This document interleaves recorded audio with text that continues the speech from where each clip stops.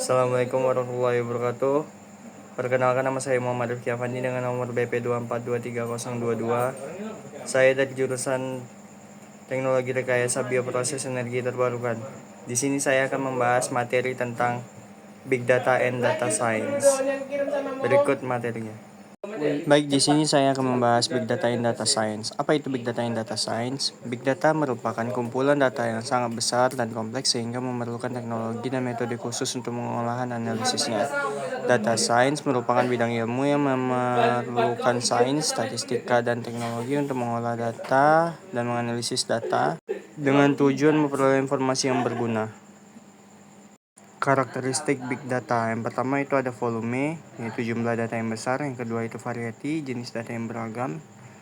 Ketiga, velocity, kecepatan pengumpulan pengolahan data. Keempat, veracity, akurasi dan keandalan data. Baik, di sini ada pendahuluannya, yaitu energi terbarukan dapat mengurangi ketergantungan terhadap SDA yang tidak dapat diperbarui. Teknologi Industri 4.0 yang mencakup Big Data dan Data Science dapat mempercepat pengembangan energi terbarukan. Implementasi teknologi ini dapat membantu mengoptimalkan sumber daya dan memprediksi kebutuhan energi dan lainnya melalui Big Data dan Data Science data. Contoh Big Data dan Data Science. Yang pertama itu dari Big Data yaitu sensor IoT pada ponsel surya dan panel surya dan turbin, dan dapat mengumpulkan data seperti suhu, cahaya, angin, dan lain-lain. Kemudian data ini dianalisis untuk memaksimalkan output dan minimalkan kerugian. Sedangkan data science memiliki contoh yaitu di algoritma pembelajaran mesin prof seperti Decision Tree dan Neural Network yang digunakan untuk memprediksi output tenaga surya berdasarkan data cuaca.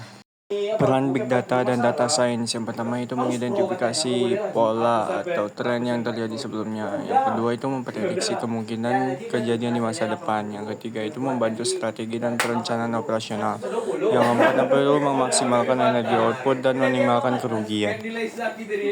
Tantangan dalam energi terbarukan itu pertama ada fluktuasi energi, yang kedua efisiensi penyimpanan energi, yang ketiga integritas jaringan, keempat biaya implementasi.